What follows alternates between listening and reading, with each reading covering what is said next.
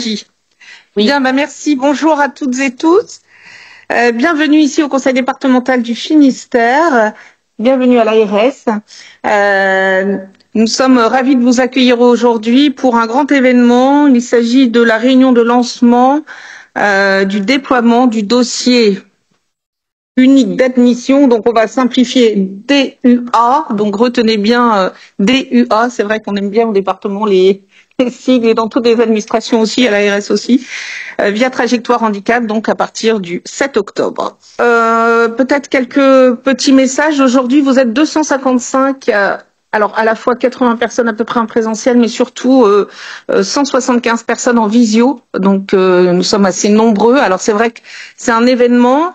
Pour rappel, le département est le chef de file de l'action sociale et il essaye de répondre aux besoins de la population, notamment les plus vulnérables et en particulier les personnes âgées et aussi, surtout, puisque nous en avons fait la priorité de notre mandat, les personnes en situation de handicap. Rappelez-vous, le pacte de l'objectif, c'était les délais à la MDPH. Nous souhaitions réduire les délais et surtout améliorer la qualité de service. Nous y sommes, puisqu'aujourd'hui nous sommes à 3 mois de délai. Le point numéro 2, c'était répondre à la pénurie des places d'accueil adaptées aux besoins et en fonction aussi de l'âge des personnes en situation de handicap, avec la création de 672 nouvelles places, j'insiste bien sur nouvelles places. Et le point numéro 3, c'était de soutenir concrètement les aidants qui s'occupent notamment d'approches en situation de handicap. Le dossier unique d'admission, en fait, s'inscrit tout à fait dans cette stratégie. Nous sommes le premier département breton à s'inscrire dans cet objectif. Pourquoi nous souhaitons développer ce DUA avec l'ARS, la MDPH, bien évidemment, le GRADES, tous les établissements et les services concernés. Pourquoi souhaitons-nous le faire rapidement? Je pense qu'il faut garder 3 points très importants en vue. Tout simplement, tout d'abord, simplifier les démarches avec un seul dossier qui soit clair, accessible en ligne, pré-rempli déjà par la MDPH et surtout un suivi en temps réel. Ce sera une simplification à la fois pour les usagers et leurs familles. Le point numéro 2, c'est garantir un parcours plus fluide et une équité d'accès aux droits. Et le point numéro 3, c'est d'un point de vue des professionnels, parce que ça va permettre de centraliser les demandes et faciliter la gestion des admissions tout en renforçant le point de coordination entre tous les acteurs. Évidemment, tout ceci ne fonctionnera pas si il n'y a pas la mobilisation de tous les acteurs et la coopération de tous les acteurs. Ça, c'est un point vraiment très très important. La réussite de ce projet repose sur tous les acteurs, repose sur tous. Je vais peut-être vous laisser la parole, Monsieur Lagarde, parce que je crois que en tant que directeur de l'AEA, vous avez une vision sur ce DU. Merci Madame Tano pour ces bonnes introductions et je vous rejoins.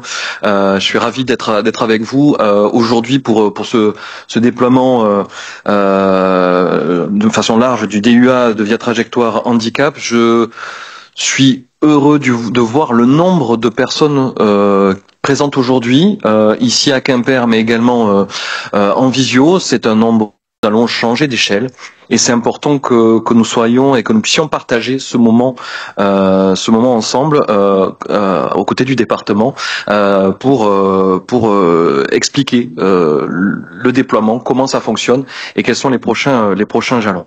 Cela a été dit, donc je vais peut-être pas être très long dessus, mais voilà, la question de l'accompagnement des personnes en situation de handicap est extrêmement important, partagé par le conseil départemental et l'agence régionale de santé, mais également partagé évidemment par toutes les personnes présentes ici, que vous représentiez des usagers, des familles ou des organismes gestionnaires. Nous nous sommes engagés depuis longtemps sur le déploiement de solutions, de formes d'accueil et d'accompagnement aux côtés du conseil départemental et avec l'action concrète des professionnels et des usagers au quotidien. A été évoqué le pacte de Plébin, je ne reviendrai pas dessus, mais c'est un engagement fort que nous avons collectivement au service des finances finistériens.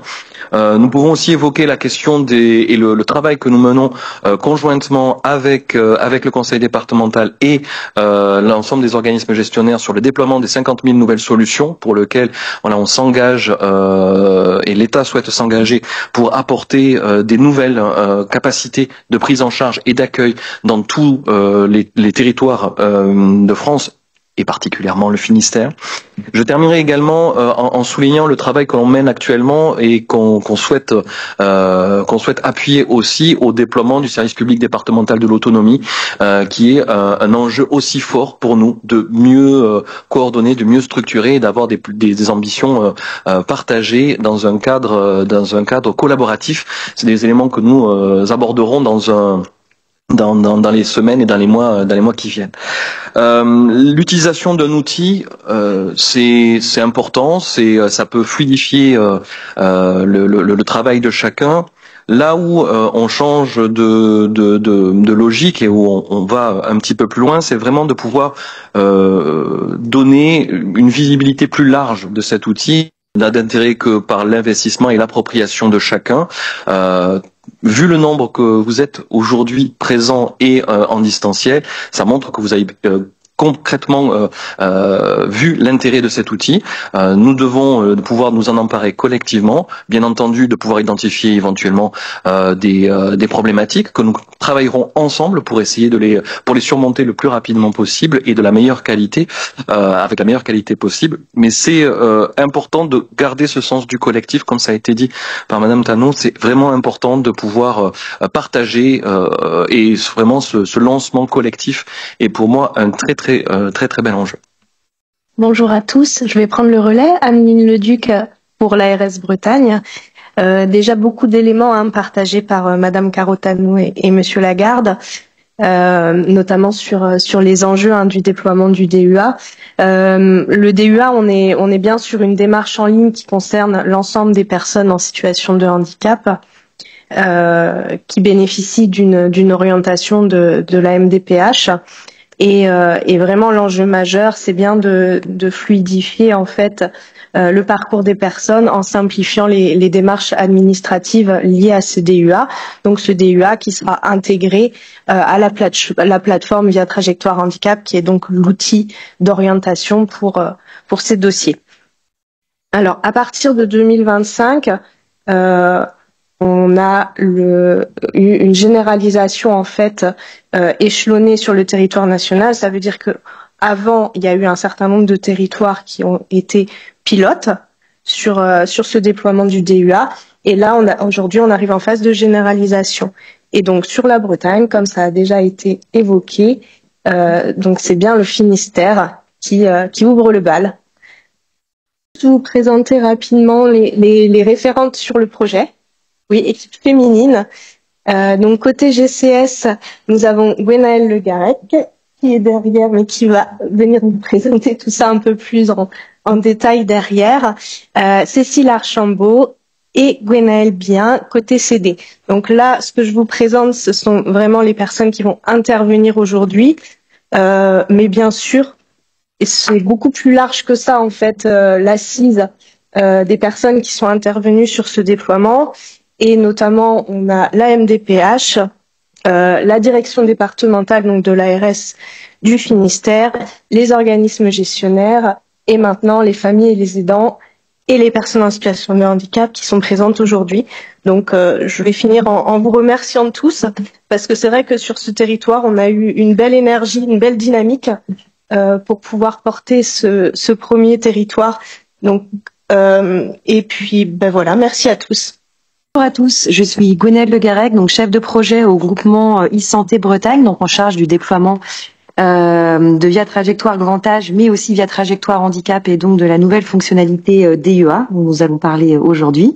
Donc tout d'abord un petit point de généralité sur Via Trajectoire, vous en avez déjà peut-être entendu parler. Donc Via Trajectoire est un service national, donc c'est une plateforme unique d'aide à l'orientation, donc sur différents champs, on appelle différents modules. Donc on a le module handicap dont on va parler aujourd'hui, le module grand âge donc qui a été déployé il y a quelques mois maintenant sur le Finistère, et également un module sanitaire qui est en cours de déploiement sur la Bretagne actuellement. Ce qu'il faut savoir donc c'est que Via Trajectoire, ce service national donc a été mis en place par non pas un éditeur privé mais un groupement comme le nôtre, sauf qu'il n'est pas breton, il vient d'Auvergne-Rhône-Alpes. Donc à la base ils ont créé ce logiciel Via Trajectoire donc pour aider à l'orientation pour les professionnels et ensuite pour les usagers sur les modules notamment voilà grand âge et avenir handicap. C'est un projet qui se veut coopératif et interrégional, donc chaque région a son mot à dire aussi pour faire évoluer l'outil. Le but c'est qu'il soit au plus près des besoins du terrain. Et donc ce qui est aussi important, c'est que c'est un service public qui est gratuit, donc accessible à tous et également sécurisé.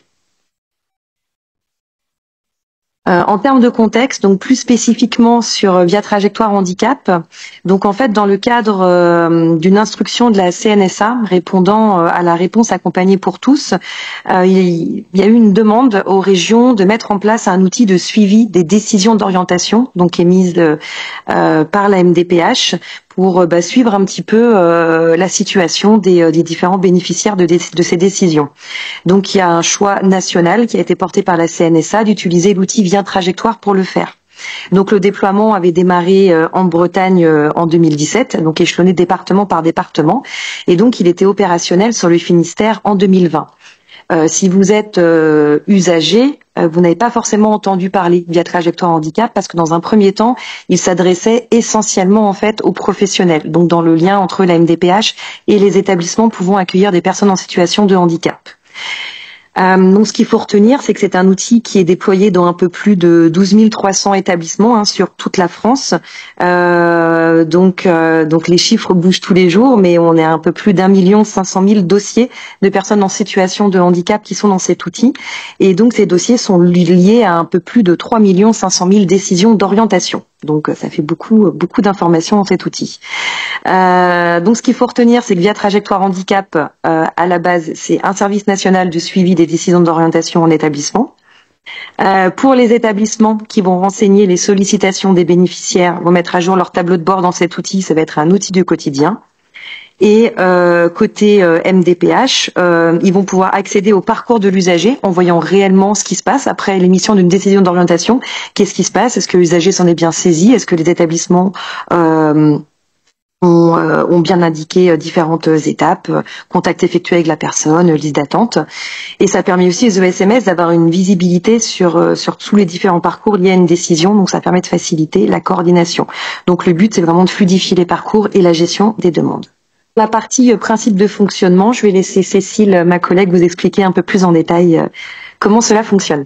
Bonjour à tous, je suis Cécile Archambault, chargée de déploiement pour Via Trajectoire Handicap au sein du GRAD e-Santé Bretagne.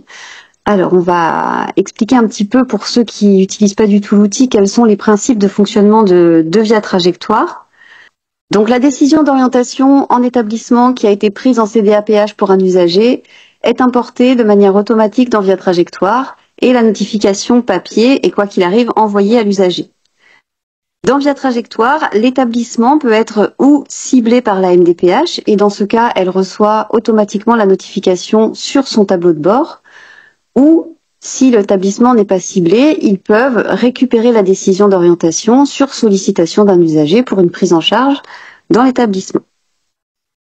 Les établissements qui ont été notifiés vont venir agir dans Via Trajectoire pour indiquer les suites qui ont été données à cette décision d'orientation et à cette demande de prise en charge.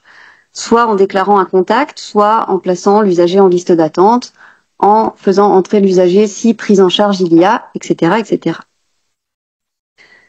La MDPH va pouvoir visualiser les dernières informations qui ont été renseignées sur Via Trajectoire et va pouvoir être informée en temps réel de la situation de l'usager suite à l'émission de la décision. Les autres établissements qui n'ont pas pris en charge l'usager peuvent également accéder aux informations si demande de prise en charge il y a par l'usager. Côté usager ou côté aidant, jusqu'à présent, l'usager pouvait se connecter sur l'espace particulier pour suivre ses décisions d'orientation. Le DUA va permettre de suivre ces décisions d'orientation et de suivre les réponses données par les établissements. En Bretagne, jusqu'à aujourd'hui, l'espace particulier n'avait pas encore été ouvert. Alors, qu'est-ce que le DUA? Le DUA, c'est le dossier unique d'admission. Le DUA, il a été réfléchi par un ensemble de professionnels qui s'est réuni pour créer ce dossier unique d'admission, pour lui donner naissance. Et c'est un dossier unique qui peut être adressé à n'importe quel établissement ou service médico-social du territoire national, c'est-à-dire qu'il peut être adressé sur la France entière. Qui est concerné, c'est l'ensemble des personnes en situation de handicap qui disposent d'une orientation émise par la CDAPH vers un établissement ou un service médico-social.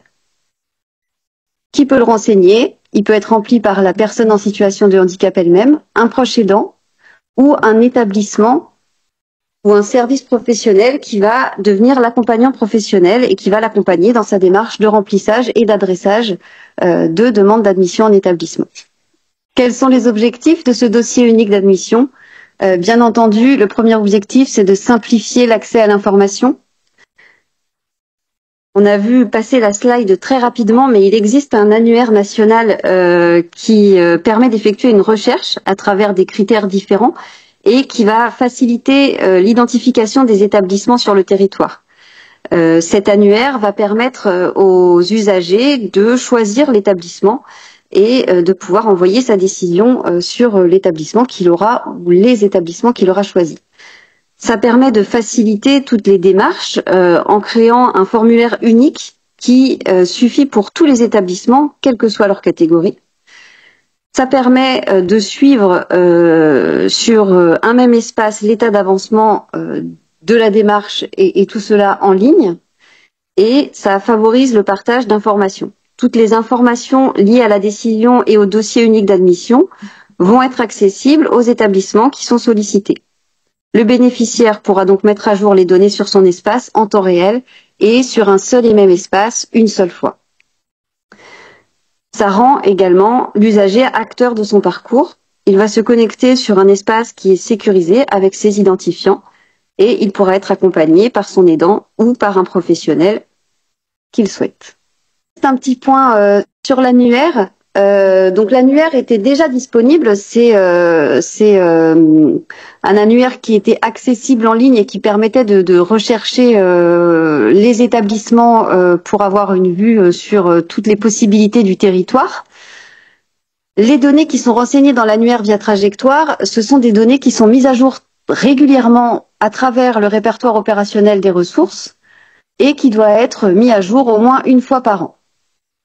Donc cet annuaire était accessible en lecture. Aujourd'hui, cet annuaire, il sera accessible toujours en lecture, mais en créant son espace particulier, on va pouvoir accéder à cet annuaire et transmettre sa demande d'entrée, sa demande de prise en charge directement à travers cet annuaire. Petit point sur ce que contient le DUA. Vous avez une petite vue sur ce que l'usager va voir. Là, on est sur l'espace usager, on n'est pas sur l'espace professionnel.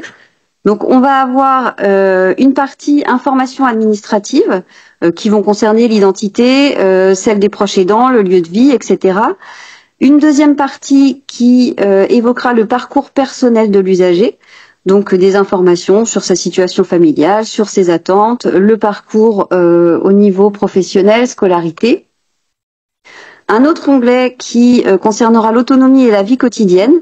Donc vous allez pouvoir indiquer toutes les éventuelles difficultés que vous rencontrez dans votre vie quotidienne, quels soins vous avez besoin, etc. Et un quatrième onglet qui concerne les pièces jointes. Donc, vous allez pouvoir ajouter tous les documents administratifs que vous souhaitez ajouter à votre dossier. Comment on accède au DUA? Donc, je parlais tout à l'heure d'un accès usager.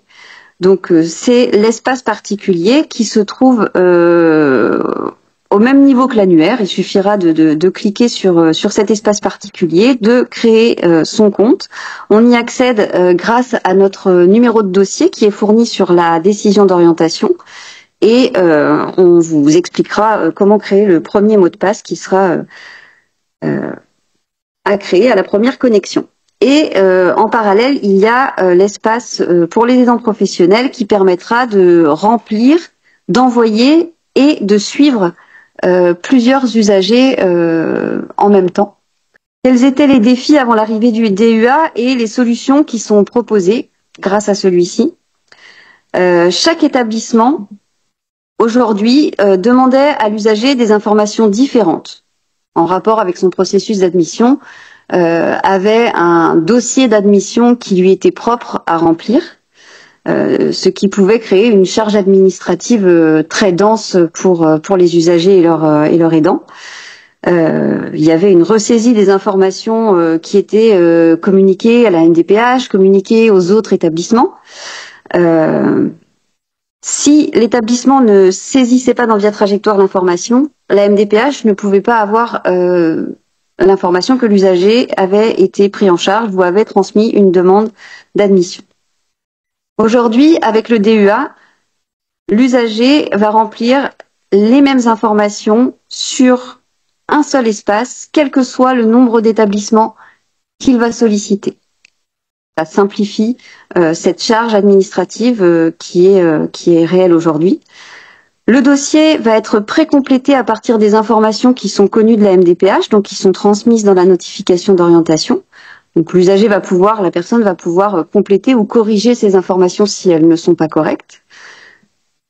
On ne le dit qu'une seule fois. Et Via Trajectoire va tracer l'envoi de la demande accompagnée du dossier d'admission. La MDPH sait que l'action est du côté de l'établissement, ce qui entraîne un meilleur suivi du parcours. Alors, on va vous présenter juste une petite vidéo rapide. Donc, il s'agit d'une petite vidéo qui explique la manière pour l'usager de se connecter, comment il va facilite votre admission. Prenons l'exemple de Lucas. Lucas a 19 ans. Il est en situation de handicap. Il cherche un établissement adapté à ses besoins d'accompagnement. Il reçoit un courrier de la MDPH. Ce courrier contient un numéro. Ce numéro permet de se connecter au site Via Trajectoire.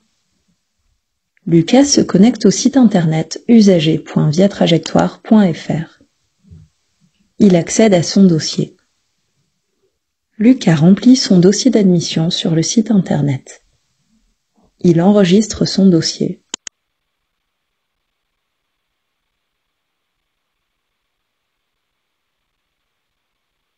Si Lucas en a besoin, il demande de l'aide à un ami, sa famille, un professionnel, une association spécialisée, un service d'accompagnement. L'annuaire du site internet affiche les établissements adaptés aux besoins de Lucas. Il choisit les établissements dans l'annuaire. Le dossier est envoyé aux établissements. Les établissements analysent le dossier de Lucas. Un établissement a validé l'admission de Lucas. Il se prépare à un premier rendez-vous avec l'équipe de l'établissement.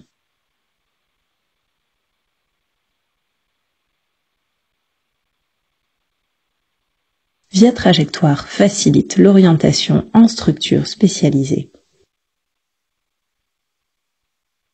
Avant de parler du déploiement, c'est-à-dire de la manière où on va former les professionnels et informer les usagers, il y a peut-être déjà des premières remarques ou questions sur cette première présentation du dossier unique d'admission. Comment ça? Moi, je suis de la vieille école, hein, je n'ai pas utilisé tout ce genre de choses-là. Madame Bénard, je représente les familles, je préside une association de familles.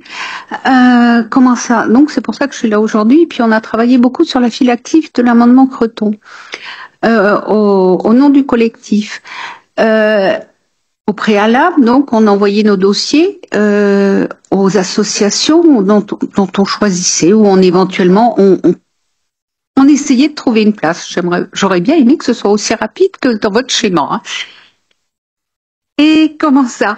Donc maintenant, quand les personnes vont consulter l'annuaire, Bon, je sais bien qu'il y a des gens qui vont aller voir aussi au sein des différentes associations, mais quand on consulte l'annuaire, ma question est qu'est-ce qui est mentionné pour les établissements? Je ne suis jamais allée dessus, hein, mais qu'est-ce qui est mentionné pour renseigner la personne sur les établissements dans l'annuaire? Bon, là, on voit le jeune homme très valide, très facile, très autonome, on va dire, pour pouvoir, je choisis tel établissement. Comment peut-on se référer à tel établissement? Bon, c'est sans doute marqué foyer de vie, femme, masse, en inclusion. Enfin, quels sont les différents détails qui sont mis sous chaque établissement? C'était ça ma question. Comment on se repère par rapport à ça? Alors, bonjour. Déjà, dans un premier temps, lorsque l'usager va se connecter, il y a une ou des décisions d'orientation qui orientent vers un ou plusieurs établissements. Oui. Lorsqu'il va cliquer sur sa décision pour rechercher dans l'annuaire, d'office, l'annuaire va lui proposer des établissements qui sont en lien avec l'orientation de sa décision. C'est en cliquant sur la décision. Oui, mais c'est-à-dire, expliquez-moi la double. Une personne. Ah, ça y est, c'est bon. Imaginez une personne qui a une orientation femme et une orientation masse. On va pas du tout l'orienter vers le même genre. Les établissements, c'est souvent des foyers de vie femmes. Et d'un autre côté, il y a les masses. Comment on va orienter dans les foyers de vie d'un bord et femmes de l'autre? Donc, on lui sort tout l'annuaire, la moitié de l'annuaire, quoi, en gros, quoi. Oui, mais en fait, l'orientation, elle sera femme ou elle sera masse, c'est une double orientation, mais il y en a quand même deux. Oui. C'est en cliquant sur l'orientation masse qu'il va avoir des propositions de masse. Toutes les masses possibles et imaginables. Et il n'y a aucune référence. Il y a simplement maison d'accueil spécialisée de Ploudalmézeau, j'ai oublié, de Carré, c'est tout ce qui est écrit. Après l'établissement décrit son établissement, donc déjà il y a en fonction de l'établissement, il va décrire ce qu'il souhaite décrire de son établissement, et ensuite on a des prestations différentes que va pouvoir également consulter l'usager. Ah voilà, c'est ça sur la fiche établissement. Sur la fiche établissement, parce que c'est un fait que c'est pas la même population qui ira du côté de Carré qu'à la masse de Ploudalmézeau. Donc, s'il y a des indications pour que les gens puissent se repérer, c'est déjà beaucoup plus facile, quoi. Il y a des filtres possibles sur le type de public accueilli, etc. Oui. D'accord, je vous remercie. Bonjour, donc Déborah Piolo, H-Door Service. Donc moi j'ai une petite question, je viens de consulter l'annuaire et je vois pas les SAD, donc je sais pas si c'est volontaire, est-ce que c'est à nous d'intégrer notre fiche établissement, est-ce que c'est une volonté, enfin voilà, j'ai pas trouvé les agences d'aide à domicile. Ça c'est la première question. Et la deuxième question, dans le cas où nous sommes sollicités sans notification, est-ce qu'il est possible de récupérer le dossier de la personne? Non. D'accord. Donc en fait, pour nous, les professionnels du maintien à domicile, on a souvent des échanges de devis avec vous, la MDPH, pour adapter nos devis. Donc on passe par des boîtes mail. Via ce logiciel-là, on ne pourra pas faciliter nos échanges. Alors via le module handicap, non, mais actuellement il y a un module pour les SAD qui est en cours de création, qui sera disponible en pilote. On va travailler sur le territoire de Saint-Malo à partir de mars 2026. Et donc là, je peux pas encore vous annoncer exactement la date de déploiement. Ça va dépendre des tests et des évolutions qu'il y a à faire. Mais potentiellement, fin 2026, début 2027, on pourra potentiellement proposer un module pour orienter vers du service à domicile. Ok. Si. Ouais, peut-être juste pour préciser, je me permets, juste Marie Rousseau, département du Finistère, je me permets juste de préciser pour madame, le dossier unique d'admission en établissement PH est lié vraiment aux orientations vers les établissements médico-sociaux PH. Les SAD habilités à l'aide sociale, notamment ou autorisés par le département, mettent en œuvre de l'aide humaine au titre de la PCH.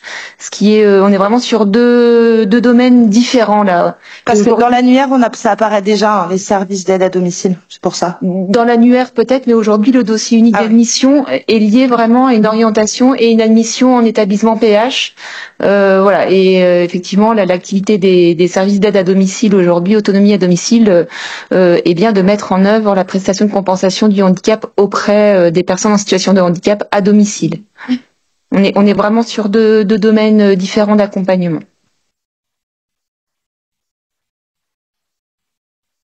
Bonjour, Sophia Le Floch, directrice PA-PH à l'association Canard Mort.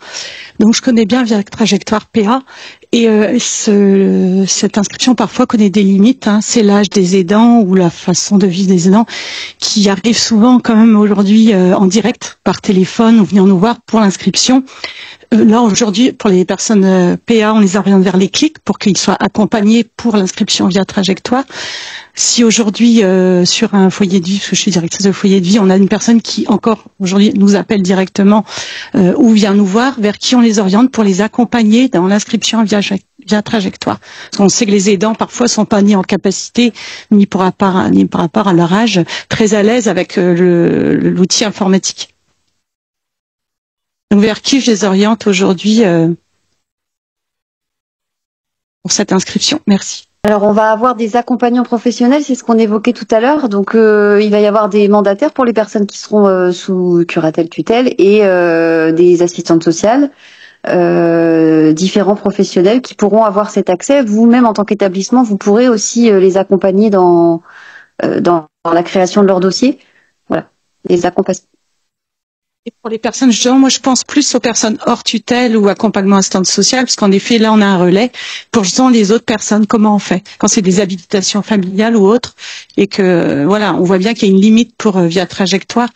Pour le vivre en PA, c'est une expérience. C'est vrai qu'on peut pas parfois accompagner tout le monde dans ces dossiers-là, quoi. On peut continuer à rester en papier, l'usage du numérique ne sera en aucun cas obligatoire. En tout cas, en PA, on va aller vers le clic. Là, aujourd'hui, soit nous, on les accompagne, soit... Clairement, on ne peut pas avoir aucune réponse sur ce genre de sujet. Voilà. Enfin, donc, mais vous le savez déjà sur Via Trajectoire PA, des personnes, voilà, peuvent être accompagnées. Alors, ça peut être le CCAS, ça peut être le CEDAS, ça peut être l'établissement. Ça a été dit, qui saisit directement le dossier. Si vous identifiez une situation de blocage, pour faire simple, je pense que le mieux, c'est que vous puissiez prendre le sujet. Ce qui est intéressant avec Via Trajectoire, c'est que un seul établissement peut rentrer le dossier et entre guillemets toute la chaîne va être informée à un instant T. Mais on espère que ça soit le plus mineur possible en termes de volume. Mais c'est vrai que les établissements sollicités doivent pouvoir prendre le relais pour qu'une personne ne reste pas bloquée. Mais sauf erreur de ma part, il y a systématiquement une notification qui va permettre de pouvoir avoir un certain nombre d'informations pré-remplies, ce qui a été dit tout à l'heure. Tout à fait. Et on a également un numéro vert qui sera communiqué aux usagers qui apportera déjà une première aide à la création de son compte, au remplissage du dossier, etc. Par rapport à ce dossier, s'il vous plaît, est-ce qu'il faudra à nouveau le réactualiser, le remplir? Comment ça va se passer? Je voudrais parler d'une situation personnelle. Je suis aidante familiale de mon fils qui a transité par la plateforme Le Tremplin à Brest, qui était une ouverture d'autonomisation. Donc après, on regarde les profils, les enfants, enfin les jeunes adultes sont orientés vers différentes structures. Donc est-ce qu'il y aura des partenariats avec les établissements? Est-ce qu'il faudra à nouveau remplir les dossiers en fonction des possibilités des enfants? Comment ça va se passer? Est-ce qu'on va créer davantage d'établissements ou de services à l'extérieur pour faciliter l'inclusion de ces jeunes? Pour certains, ils ont des profils on pourrait les inclure plus facilement, mais on a, je pense, un manque de moyens, un manque de place. Je voudrais aussi partager une information que j'ai entendue ce matin sur France Inter, il s'agit du baluchonnage, et ça vient du Québec, et c'est un service qui doit aussi être pérennisé en France. Il y a un décret qui serait sorti au mois de juillet cette année, et c'est pour aider les aidants familiaux avec des personnes qui viendraient de l'extérieur les accompagner à domicile, parce qu'il y a encore beaucoup de parents qui se retrouvent démunis à l'heure actuelle en étant aidants familial et voilà, et qui voudraient aussi un peu de répit parfois. Merci.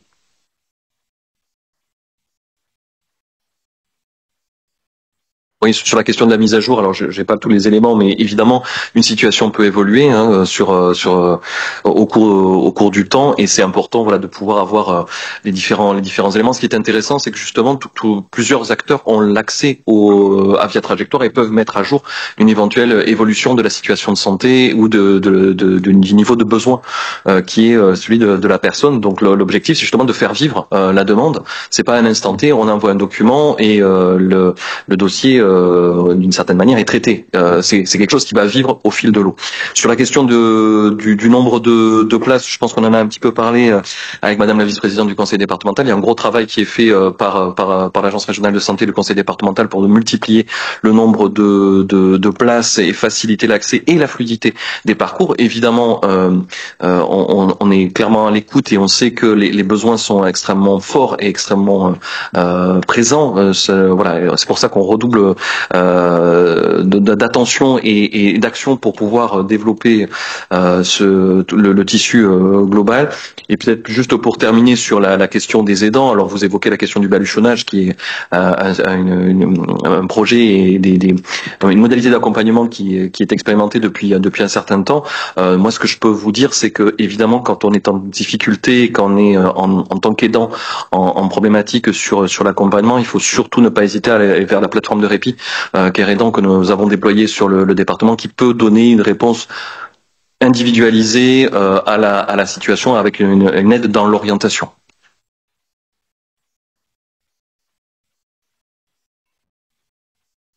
Juste une autre question. Lorsque la personne est acceptée, fait sa candidature dans l'établissement, est acceptée dans l'établissement, au bout de combien de temps le dossier disparaît de Via Trajectoire? C'est immédiatement? Le dossier ne disparaît pas de Via Trajectoire. En fait, c'est pas. Il est plus demandeur. Il est plus demandeur, il est entré. Il est plus demandeur, il est plus en liste d'attente, il est entré dans l'établissement. Et il reste inscrit dans Via Trajectoire, quoi. Oui, sur son espace, il pourra voir qu'il est entré dans l'établissement. D'accord. Donc il y a deux sectes. Mais comment je sais pas. Mais comment vous? Oui, c'est compliqué à visualiser. Mais en fait, la notification voyage. D'abord, elle est envoyée. Ensuite, à chaque fois que quelque chose va se passer sur sa notification, un contact dans la vie réelle sera déclaré sur Via Trajectoire et apparaîtra sur la notification. Un placement en liste d'attente sera aussi déclaré sur la notification et apparaîtra dans l'espace usager. D'accord. À partir du moment où il sera rentré, vous verrez sur l'espace usager que la notification a été déclarée comme entrée dans tel établissement. Après, physiquement, vous y serez. Donc voilà. Oui, ça oui, mais d'accord. Merci.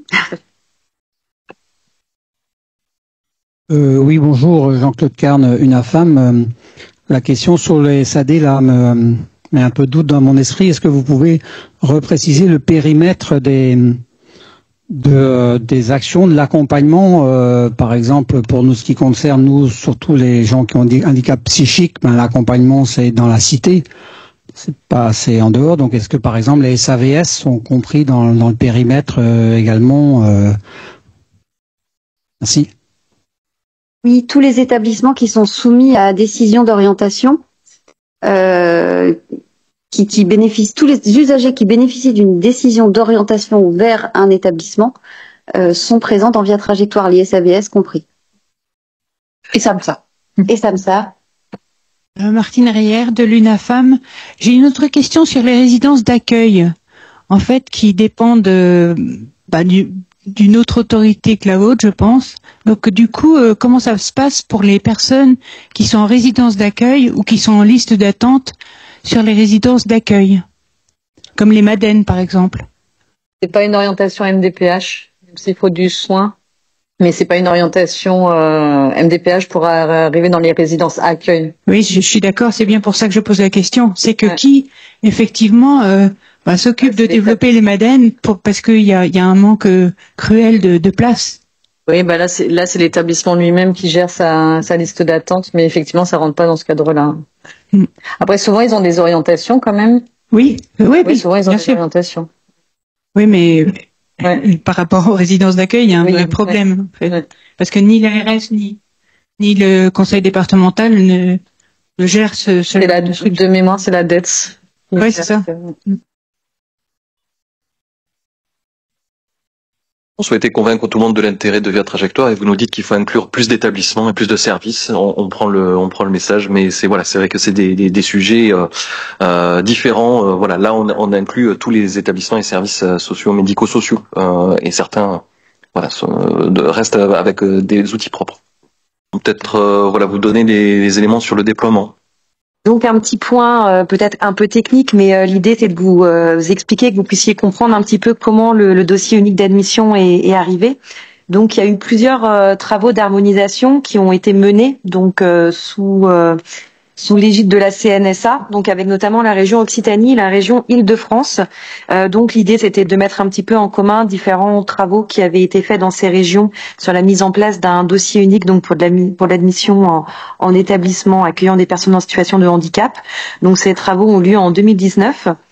Ensuite il y a eu différents ateliers encore au niveau national sur 2022.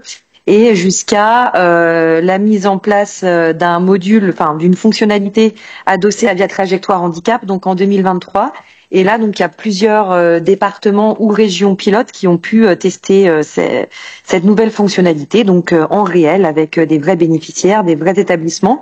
Et donc il y a eu un travail pendant plus d'un an de tests, d'amélioration aussi de cette première version qui avait été proposée. Et toute cette expérimentation a pu permettre donc d'améliorer l'outil grâce au retour avant donc une mise en œuvre nationale. Donc cette mise en œuvre nationale, elle est possible depuis le 1er janvier 2025. Donc le Finistère s'est positionné donc pour qu'on puisse le mettre en place sur cette fin d'année.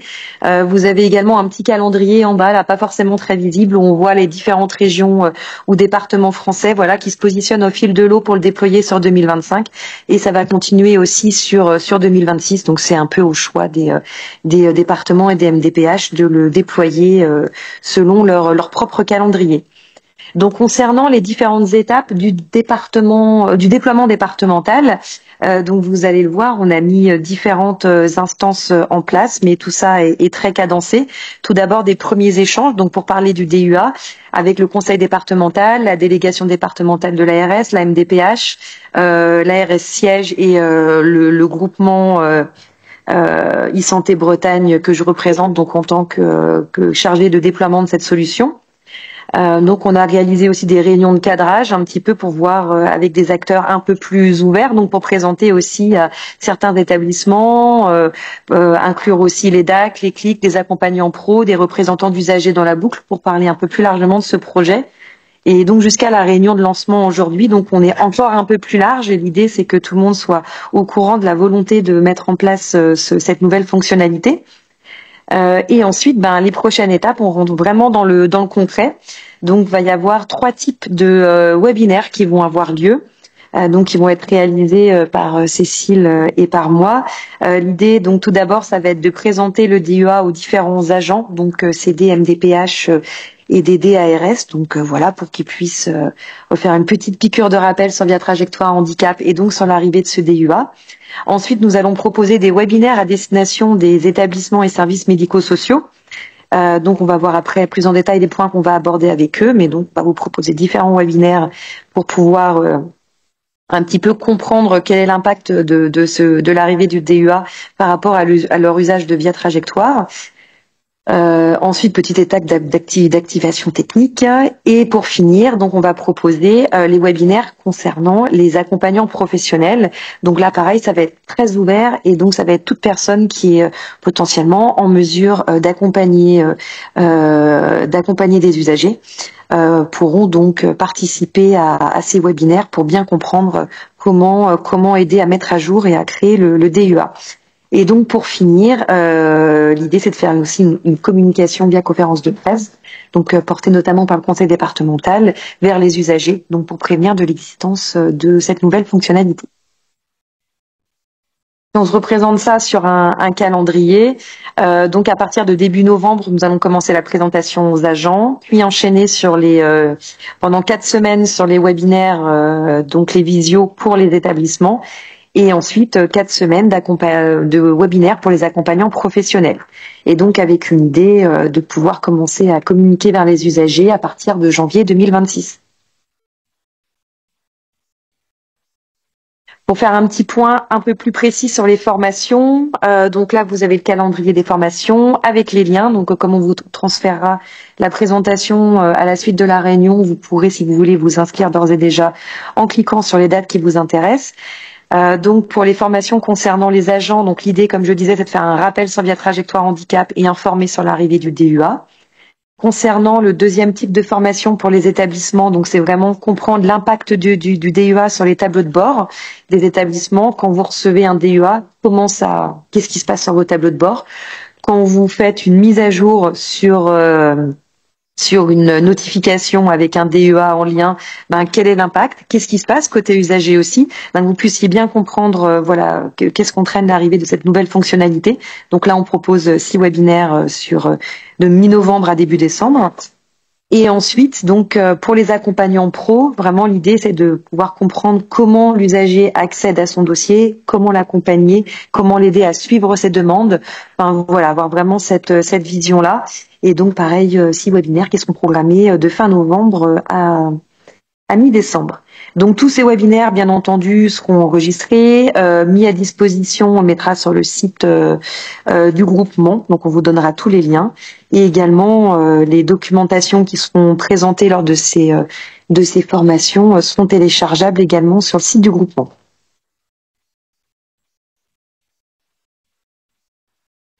Question.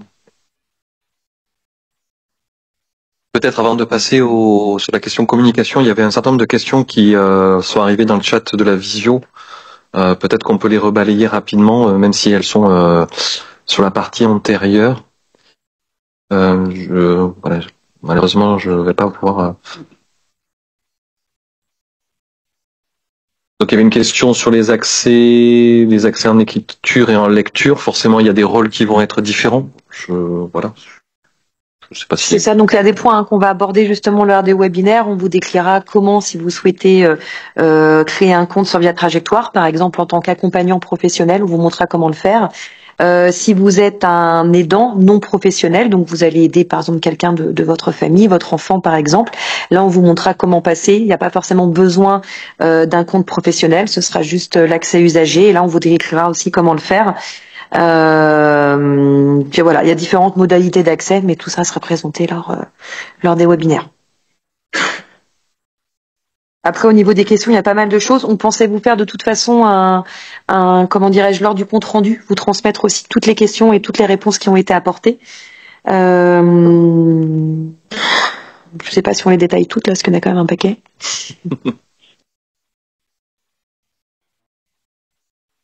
Oui.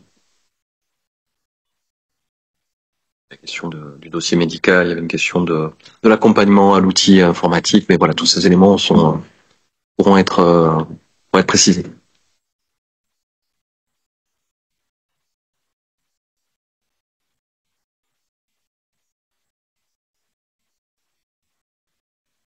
Du coup, je vous laisse poursuivre. Oui. Oui, je suis en train de regarder. Il y avait des questions, notamment sur donc quelqu'un qui posait la question de savoir si les données administratives du dossier MDPH pouvaient-elles être versées directement dans Via Trajectoire. Donc c'est ce qu'on expliquait, hein. C'est le but aussi, c'est d'éviter de remplir plusieurs fois la même information. Il y a un certain nombre d'informations, notamment administratives, qui auront déjà été renseignées côté MDPH, qui arriveront directement dans Via Trajectoire et qui pré-compléteront le DUA. Donc pour éviter de faire de la redondance dans les informations qui sont transmises. Il y avait aussi une question sur la partie un peu plus données médicales. On sait que c'est des données qui sont sensibles. Actuellement, dans Via Trajectoire Handicap et sur la partie DEA, il n'y aura pas pour le moment, je dis bien, de transmission de données médicales. Cela pourra se faire par les moyens qui étaient utilisés jusque-là, peut-être par courrier ou directement lors de la visite dans l'établissement par la transmission des données médicales. Cela sera certainement un but d'évolution dans Via Trajectoire Handicap, parce que cela se fait sur Via Trajectoire Grand Âge, donc techniquement c'est possible, mais pour le moment ce ne sera pas le cas. Il y avait des questions aussi sur le fait que si quelqu'un rentre dans un établissement, est-ce qu'il peut maintenir ses demandes dans d'autres établissements? Effectivement, il peut être admis quelque part, mais souhaiterait être peut-être plus proche de ses parents ou de sa famille, et donc préférer finalement d'autres établissements. Effectivement, quelqu'un qui est rentré dans un établissement peut tout à fait maintenir d'autres demandes en liste d'attente s'il souhaite aller ailleurs. Le fait de rentrer dans un établissement n'annule pas le choix, enfin le droit d'avoir la possibilité d'aller ailleurs. Il y avait une question sur permettre aux associations d'aidants d'avoir accès au webinaire. Ça, je pense que ça ne pose pas de souci. C'est voilà, qu'on soit vigilant à bien vous inclure dans les adressages des liens. C'est ça, tout à fait. Donc il y avait une question s'il avait la possibilité de joindre des fichiers dans le DEA, des bilans et des courriers. Donc oui, tout à fait. Il y a une partie pièces jointes qui fait partie des dernières évolutions et qui permettent de rajouter des éléments complémentaires au dossier. Gwenaëlle Bien de la direction personnes âgées, personnes handicapées au département. Pour la partie communication sur le lancement du dossier unique d'admission via Trajectoire Handicap, en lien avec l'ARS et la MDPH et le GRAD, on va mener plusieurs types d'actions de communication, que ce soit des flyers, des articles prêts à relayer, et puis des relais sur le site internet. Sachant que la région Occitanie a ouvert un peu le bal, on s'appuie sur leurs actions, mais qu'on va personnaliser pour le département du Finistère. L'idée vraiment de ce plan de communication, de cette campagne de communication, c'est bien de déployer l'outil national sur le territoire du Finistère pour simplifier et expliquer de manière assez pédagogique l'usage du dossier unique d'admission.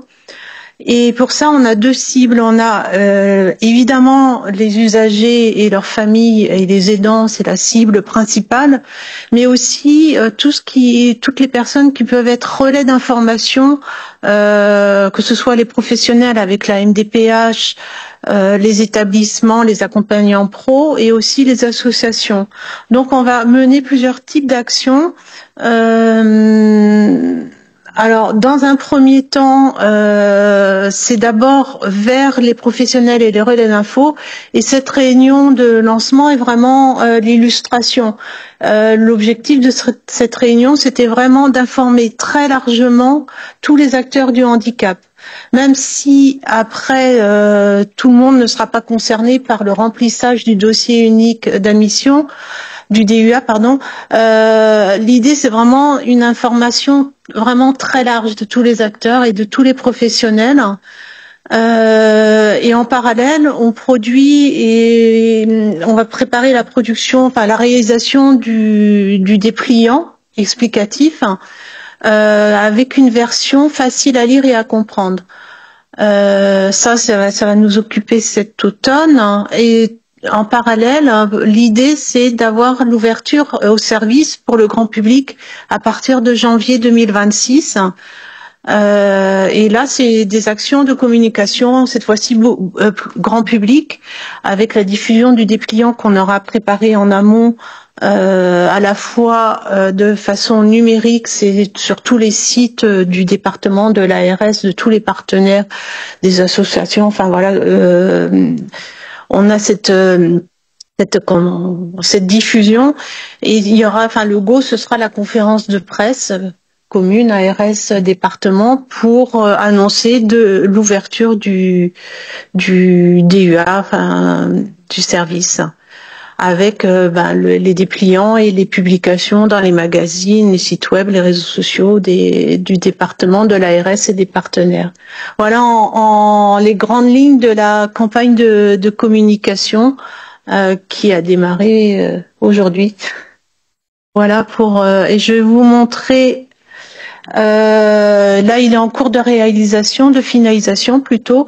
Là, c'est le dépliant de la région Occitanie qui s'inspire un peu de ce qui avait été fait aussi pour Via Trajectoire Grand Âge. L'idée, c'est vraiment une description assez simple de ce qu'est Via Trajectoire et le DUA, voir comment ça marche. Et puis, ce qui est assez apprécié, c'est comment faire. C'est-à-dire que là, on voit sur la droite, vous avez le pas à pas pour créer votre dossier. Donc là, c'est la version du dépliant. Ils ont réalisé un dépliant facile à lire et à comprendre. Et ce dépliant va servir pour les usagers, mais aussi pour les accompagnants professionnels ou les familles ou les aidants. Voilà un peu la trame du dépliant qui sera produit et réalisé. Voilà en gros les grandes lignes pour la communication conjointe département ARS. Peut-être sur le suivi, l'accompagnement ? Le Guérec pour le groupement e-santé Bretagne. Donc évidemment là on a parlé de déploiement, de communication. Donc après la communication aux usagers à partir de janvier 2026, évidemment nous on est toujours là pour faire les actions, notamment de support et d'assistance. Nous le GRAD on va répondre essentiellement aux demandes des professionnels. Donc on a toujours une adresse de support qui sera mise à disposition pour toutes les demandes concernant les pros. Côté usagers et aidants, comme vous le disait Cécile tout à l'heure, il y a un support, un numéro vert national qui est mis en place. Donc c'est le même numéro vert que pour Via Trajectoire Grand Âge également. Donc qui permet aussi dans un premier temps sur des questions concernant la complétion ou l'accès à son DUA. Voilà, le numéro peut déjà bien vous aider. Donc Amine Leduc ARS. Donc pour finir, on vous a relisté un petit peu sous forme de conclusion les facteurs clés de succès. Donc déjà il y a le ciblage des acteurs clés sur le département. Donc ça c'est un travail qui a été fait en amont avec une cartographie de tous les acteurs qui seront partie prenante et qu'on retrouve aujourd'hui. Une communication forte. Donc là c'est le conseil départemental qui est à la manœuvre, comme vous l'a décrit Gwenaëlle bien. Un déploiement rapide et des formations. Donc les formations qui vont être assurées par le GCS. Voilà. Et puis un accompagnement dans la durée, c'est-à-dire que là on va lancer l'usage du DUA, mais que derrière il va falloir accompagner et la montée en charge et puis après la routine de cet usage. Merci à tous. Encore un petit temps pour les questions. Sur Sébastien Vallière en Armor. Je voudrais avoir des précisions sur la notion d'accompagnant professionnel. Donc très concrètement, demain il y a des webinaires qui vont être prévus à destination des accompagnants professionnels. Quels vont être ces accompagnants professionnels que vous allez cibler? Les mandataires, les assistantes sociales, les établissements qui pourront être aussi eux accompagnants. On n'est pas fermé sur les accompagnants. On a essayé de mener une cartographie un petit peu des gens qu'il fallait cibler pour leur proposer ces webinaires. Faut pas hésiter justement à revenir vers nous si vous avez des personnes qui doivent assister à ces webinaires. Faut vraiment pas hésiter à soit à leur transmettre le diaporama où il y aura les liens pour s'inscrire, soit à revenir vers nous pour qu'on puisse leur transmettre les infos. Je complète simplement à savoir que l'accompagnant professionnel a vraiment un rôle de suivi suite à l'envoi des demandes, mais l'aidant ou d'autres personnes pourront simplement être accompagnants dans le remplissage, mais pas nécessairement assurer le suivi derrière. Il y a une petite différence quand même là-dessus. C'est exactement ça qui m'interrogeait justement sur la notion de référent aussi professionnel et dans le suivi. Donc voilà. Ce qui m'interroge, c'est notamment pour des personnes qui ne sont pas encore investies dans un parcours ou intégrées dans un parcours. Donc voilà. Là, la notion d'accompagnement professionnel, elle est difficile à saisir. Je voulais savoir pour les professionnels, c'est un compte qu'on créera nous-mêmes ou vous nous donnerez, vous, une marche à suivre pour le créer? Je suis mandataire judiciaire et donc en fait j'aurai un accès personnel où j'aurai la possibilité de toutes les personnes protégées que je suis d'avoir leur dossier. C'est ça? Ouais. Ok. Et oui. Ça sera à nous de créer le dossier? Non, c'est pas comme sur Grand Âge. Ce sera le même accès, c'est via trajectoire, mais ce sera pas le même tableau de bord. Le même tableau de bord que? Vous utilisez déjà Grand Âge, c'est ça? Moi, je vais sur la MDPH, j'ai un dossier à moi sur la MDPH avec toutes mes situations.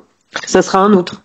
Un certain nombre de vos collègues utilisent d'ores et déjà via trajectoire, notamment pour les situations de personnes âgées. Oui, voilà. oui. Que voilà, il y a certaines similitudes, mais ça ne sera pas tout à fait la même chose. Et c'est nous qui vous donnerons les accès. D'accord, ok, merci. Je me permets juste de rebondir sur un élément. C'est vrai que dans les acteurs forts qui ont été indiqués dans la dernière diapo, il faut absolument qu'on rajoute les établissements, et les services qui justement vont devoir instruire les demandes, ce qu'ils font d'ores et déjà, mais très vraisemblablement, ça devra nécessiter un temps d'appropriation, de formation des professionnels, voire peut-être éventuellement d'adaptation de leur procédure d'admission et de traitement des demandes, puisque forcément les choses seront peut-être un petit peu différentes qu'actuellement avec les outils qui sont les leurs. Pourquoi pas aussi des temps d'échange et de coordination dans les espaces collectifs que les établissements peuvent partager. Et là encore, on pourra être sollicité, que ce soit au niveau du conseil départemental ou de l'ARS, justement pour accompagner les organismes gestionnaires dans éventuellement des échanges, des discussions sur ces évolutions-là. L'idée est de pouvoir justement que si les établissements et services s'engagent fortement, c'est là où on aura la meilleure valeur ajoutée pour tout le monde et pour la personne accompagnée, bien entendu. Bonjour, donc moi je suis secrétaire en IME sur Quimperlé et c'est souvent moi qui ai au téléphone les familles qui demandent une inscription sur la liste d'attente. Pour l'instant ça se fait en papier, donc c'est à ce moment-là qu'on va leur dire vous savez que vous pouvez créer un dossier via trajectoire. Ça va être un peu ça notre rôle ou c'est pas notre rôle ça? Là, on est dans une situation où le parent va recevoir une décision d'orientation pour une première entrée en IME. Quand on va ouvrir le dossier dans le Finistère, désormais, les usagers vont recevoir avec leur décision d'admission un courrier qui leur indiquera la démarche à suivre pour créer leur dossier. Mais vous aurez probablement des questions, oui, certainement.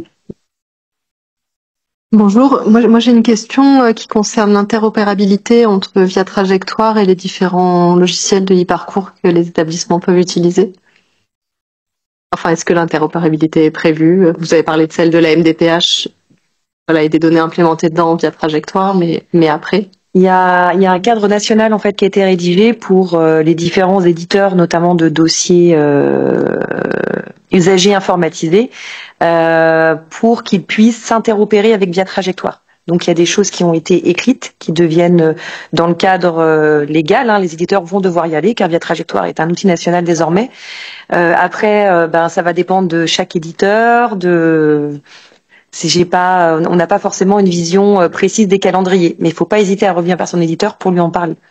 Mais en tout cas, il y a un cadre qui est prévu, donc avec un certain nombre d'informations. Par exemple, si on indique un usager entré dans Via Trajectoire, que ça mette automatiquement à jour dans votre DUI, ou s'il y a une nouvelle demande qui arrive dans VT, que vous puissiez la récupérer dans votre DUI pour éviter de re-remplir à la main 10 fois les mêmes infos, quoi. Et est-ce que dans le cadre des systèmes qui sont portés par le GCS, des choses vont être prévues? Vous pensez à quel outil, à Gwenn? En fait, oui. Enfin, du coup, moi, j'utilise Circle et on sera concerné par le Via Trajectoire sur le module TND qui est pas l'objet de la réunion du jour, mais ça m'interroge quand même sur. Alors c'est vrai que il y a eu une demande. Je sais que sur TND par rapport à Via Trajectoire, il y a des choses qui ont été demandées, mais là on est en attente aussi de l'éditeur qui, pour l'instant, ne l'a pas inscrit en tout cas tout de suite sur sa liste de choses à faire. Mais en tout cas, oui, dans l'idéal, on veut être pas un maximum dans la tendance si on propose des outils qui soient évidemment interopérés avec ces services nationaux. Ouais. Pour la MDPH, vous avez parlé tout à l'heure du délai qui était réduit à 3 mois, Mais il y a aussi un autre délai qui parfois est long, c'est quand on va justement sur Via Trajectoire pour retrouver une notif, alors que les parents l'ont eu, mais nous ont pas envoyé. C'est pas forcément mis à jour. Il faut combien de temps exactement pour que la notif MDPH se retrouve dans Via Trajectoire? C'est pas instantané. Bonsoir à tous, Anne-Catherine Angélard, directrice de la MDPH. Une question très technique. J'imagine qu'il y a des flux réguliers après chaque CDAPH, mais ça suppose que je le vérifie. Voilà, on est en train d'essayer de poser la question aux équipes pour qu'ils nous assurent que c'est bien après chaque CDAPH. On a des flux avec tout un tas d'opérateurs après chaque CDAPH, mais est-ce qu'il y a bien le flux Via Trajectoire après chaque CDAPH? Là, je mets encore un tout petit joker. Vous parliez tout à l'heure de papier annexe à joindre au dossier. C'est quel genre de papier annexe qu'il est possible de joindre au dossier? Parce qu'ici, le certificat médical n'a pas le certificat médical ne se joint pas au dossier. Quelles sont les choses annexes qu'on peut joindre au dossier? Tout ce que vous souhaitez et tout ce que pourrait éventuellement vous demander l'établissement hors pièce médicale. On vous indique qu'il ne faut pas ajouter de pièces médicales. Non, c'est ça, mais... Ah oui, ah oui. Et ça passe par Via Trajectoire automatiquement. Si c'est l'établissement qui demande, on envoie directement à l'établissement. C'est libre. C'est libre. Vous pouvez soit rajouter au DEA, soit continuer à fonctionner par courrier ou à la visite de l'établissement. Non, mais c'est ça que je comprends pas trop bien. C'est-à-dire que quand on constitue son dossier et que comment ça vous dites qu'il est possible de rajouter des pièces au dossier, c'est que le dossier n'est pas complet. Si vous n'ajoutez pas la pièce médicale, c'est ça? Non. Vous dites qu'il est possible de rajouter des pièces. Oui. Donc, quelles sont ces pièces-là qui sont possibles à rajouter? Parce que ça veut dire que, soit le dossier est complètement renseigné et va vers les établissements. Certains établissements peuvent demander peut-être des précisions sur certaines choses, mais alors c'est propre à l'établissement. Il y en a d'autres qui le demandent pas. Donc, si la personne est contactée par l'établissement, elle va directement vers l'établissement dans ces cas-là. C'est ça que je comprends pas très bien.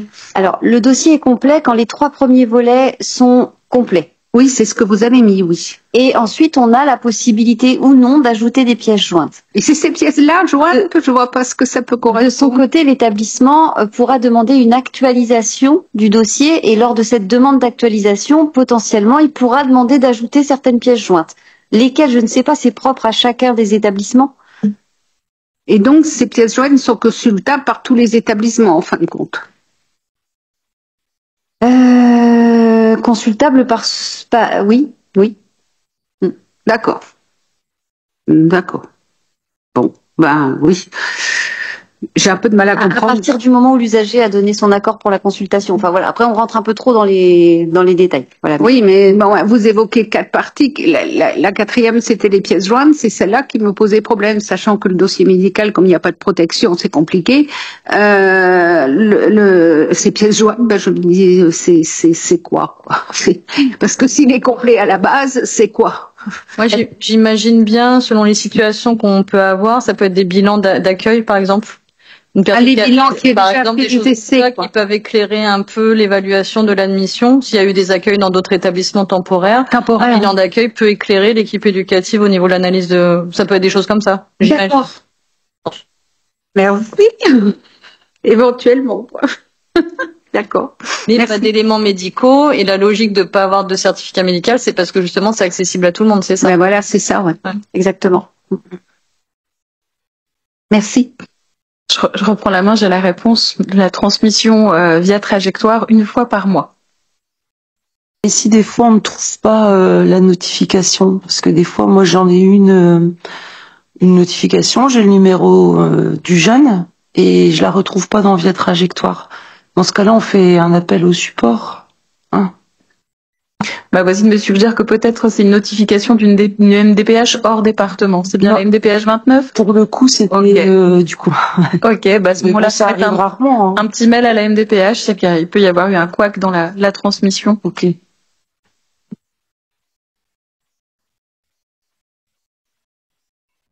Est-ce que le fait que le dossier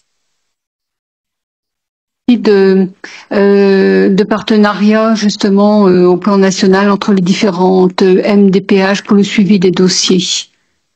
Est-ce qu'il y aura une transmission directe, par exemple, une famille déménage, il y a une inscription à l'MDPH. Est-ce que vous avez des outils déjà pour transférer les dossiers? Est-ce que vous avez, voilà. Alors pour le moment non, mais ça fait partie des sujets actuels qui sont étudiés par la CNSA pour faciliter en cas de déménagement, pour éviter peut-être aux familles de refaire entièrement un dossier MDPH dans leur nouveau département. Je sais que c'est en cours d'étude en tout cas. Ça a été listé comme un problème important à résoudre. On arrive un petit peu au bout des questions. Après, on voit des questions très techniques ou individuelles, et forcément, les prochaines étapes seront les webinaires, l'information qui pourra être délivrée à chacun en fonction de son usage. Donc je vous propose d'en rester là. Je vous remercie pour ma part à nouveau pour votre venue, pour votre connexion pour les personnes qui sont en distanciel. Nous avons beaucoup de choses à faire dans les semaines, dans les mois qui viennent, pour démarrage début d'année prochaine. Je laisse peut-être la parole à Madame. En tout cas, merci à toutes et tous pour votre présence et bonne fin de journée à tous.